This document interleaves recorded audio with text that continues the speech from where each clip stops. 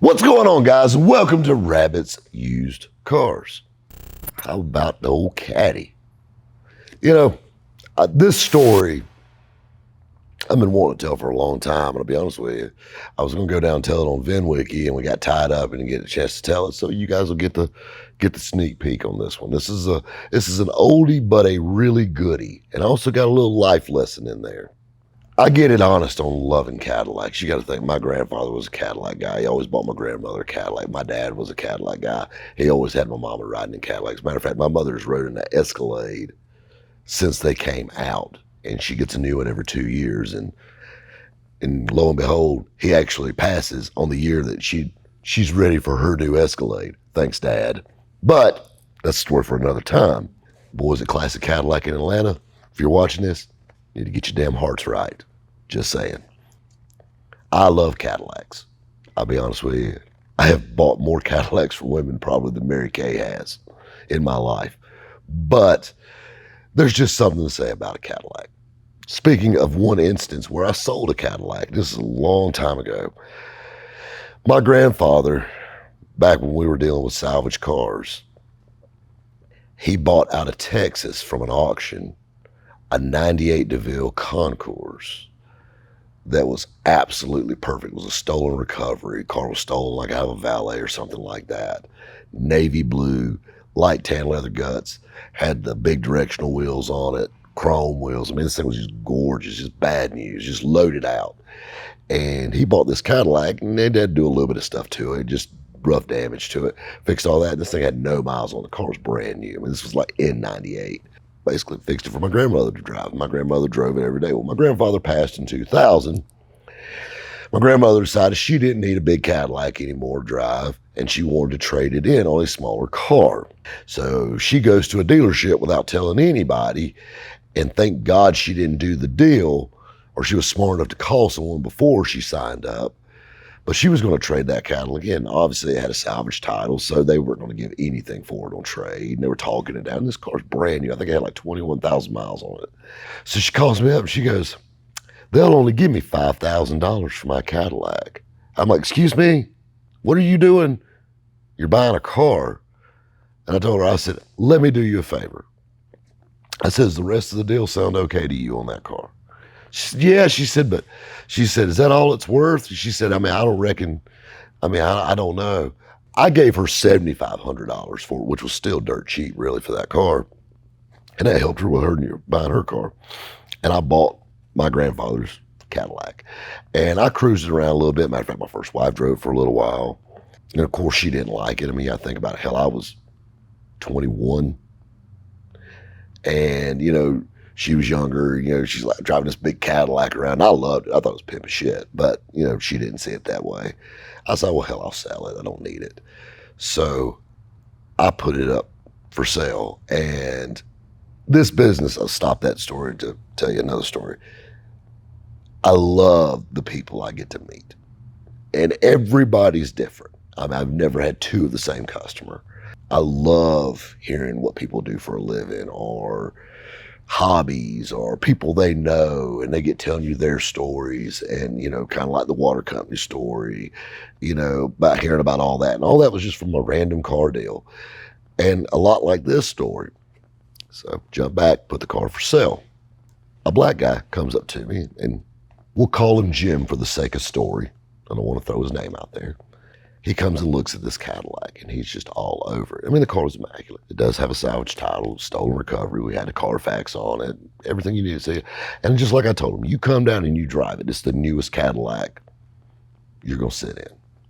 And he paid me in cash for it. Me and him doing the deal, doing paperwork, and sitting down. And this is back when I was selling cars on eBay. So, hell, this is at my house. We're sitting in my little home office. And, he's sitting there, and I never forget, I had a chair that was shaped like a red leather hand.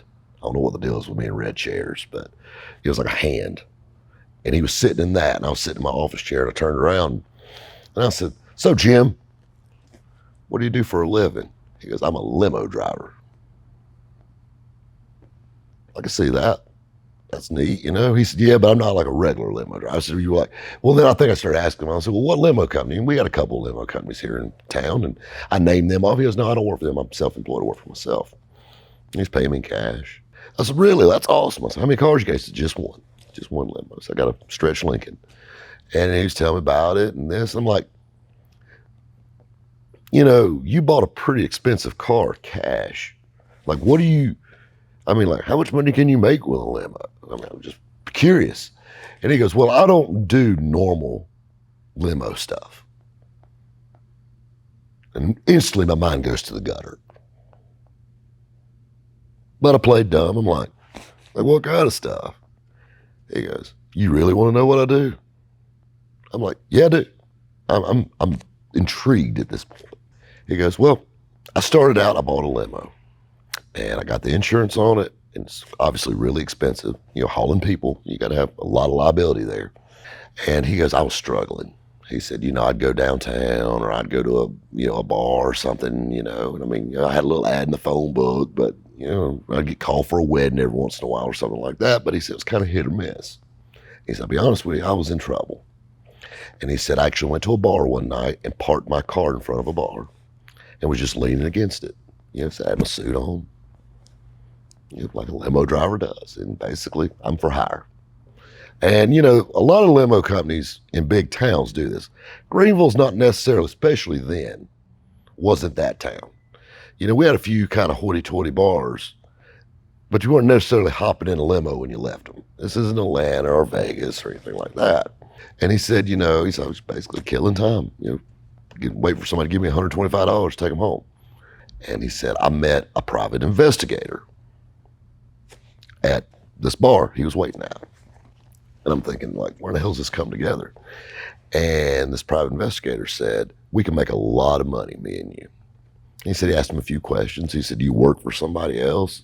He goes, no, this is my car, just one man operation. He goes, would you be interested in teaming up with me? I mean, I'll hear you out. And he said he met him at his office the next day. And he said, I want you to bring that limo with you when you come. So he brought his limo to his office. You know, they were talking it over. And he goes, I'm a private investigator. He said, yeah, that's what your card said. And he goes, but I need you to do a little bit of undercover work for me. But I need you to be a limo driver. And I think if this works well, I can use you a lot. And he goes, you know, if you can play it cool and play your part being the limo driver, and you do what I tell you to do, you know, like we can really give you some good paying gigs. He goes, okay. He said, when I call you, I need you. So I need you to be here, you know, fairly quick. Or if I tell you I need you to be in a certain place, you need to be there to pick somebody up or whatever. He's like, man, it's kind of cool, undercover and all this stuff. He didn't really know exactly what he'd be doing. A couple weeks goes by, he don't hear anything from him. And he said, to be honest with you, it's kind of whatever. You know, put it out of his mind. Like, it's a phone call. He said, come by my office. And it's like 8 o'clock at night. It's like a Wednesday. He goes, bring your limo. So he brings the limo back to his office. He had a couple guys with him. He goes, we're going to set a little bit of equipment up in your limo. While they're doing that, come here. Shows the guy a picture. He said, you're going to a bar, and this guy's going to be there. He said, I want you to pull up just like you did when I first met you, waiting. And when you see this guy walk out, you make sure he gets in that car. Tell him anything you need to tell him. Hey, you know what? You're a lucky winner. You know, you're the 1,000th person that walked out of this bar. I'm going to take you home for free. You know, compliments of whatever, or anything. And he said, he's probably going to be a little drunk. He's probably going to go with it. What they were doing is they were putting cameras inside the car, little lipstick cameras. You know, they were literally like the size of a tube of lipstick. And they were setting them all up in this car, and they had a little box that recorded on. You know, it's way before all the technology they got now. And they stuck it like under a seat. And he says, I want you to drive this guy around. He said, be honest with you, I don't really give a shit where you drop him off at. I just want you to drive around. Give me an hour and a half. And I'm going to give you $5,000. He said, wherever this guy wants to go, you take him. Just keep him happy and riding around. Okay, you're going to give me $5,000. He said, keep in mind, at this time in my limo career, this is more than I made, period, with a limousine. Hell yeah, we'll do it. So they finished putting little cameras in the car, gets in his limo, goes to a certain bar, and stands out there and waits. So he waited for like 2 hours, and this guy comes staggering out. Hey, you know, this, and this, blah, blah, blah, blah, blah. He pops the door open. Hell yeah. Gets in the car. Never seen the guy before in his life. Older gentleman. Shuts the door. And he goes, where you want to ride around at? He said, man, I want to go somewhere where I can get some good dope. He goes, well, I don't know if I can help you with that. He goes, just go blah, blah, blah, blah. And he gives him an address. So he hits the road. Stop the car. Here it is. Here it is.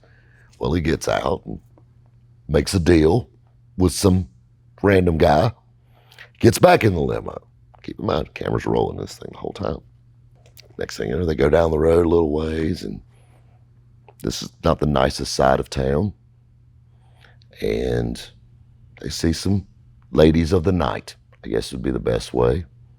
Next thing you know, he's like, stop the car. He's rolling the window down, talking trash to these ladies. Next thing you know, one of them hops in the car, and they're just riding around. And he's thinking, good Lord, what have they got me into, you know? And he's just riding. Divider glass up, he can't see nothing. All he knows is when he yells stop. He's riding around, riding around, riding around. He drops the guy off at his house with the whatever, the lady. He drops the guy off at his house. Whew, I'm done. He calls up the private investigator guy, said, listen, I did this, this, and this. You need to get this crap out of my car. This was friggin' nuts. It was like 2 o'clock in the morning at this point. And he goes, you want to see what you got? And showed this guy messing with this girl, doing all this stuff, and, you know, messing with a bunch of drugs and all this stuff. And he paid him $5,000 in cash. He said, you did a good job. Perfect.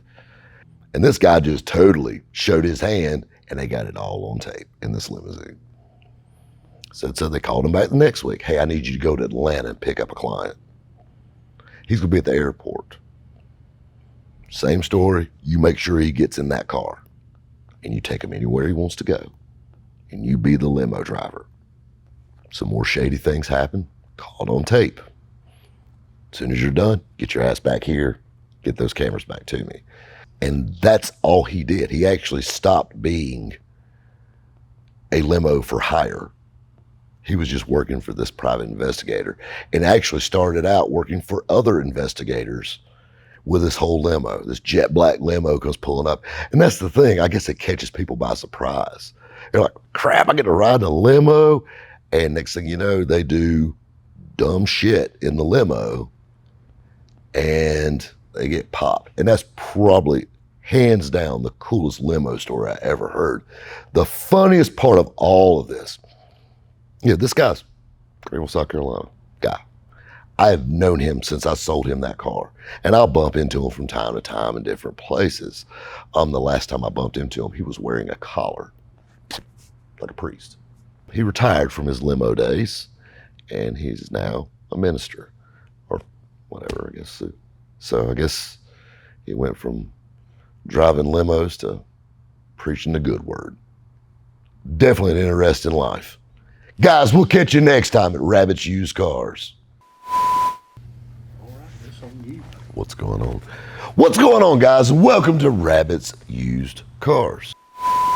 I love Cadillacs, and I get it honest. Am I looking here, there, here? Right here. Not there. But you know, I'm trying to think of the best YouTube way of saying hooker. But anyway.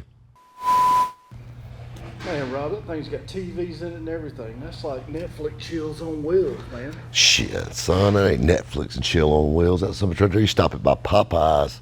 That's Popeyes, and let's chicken and Cadillac dickin', boys.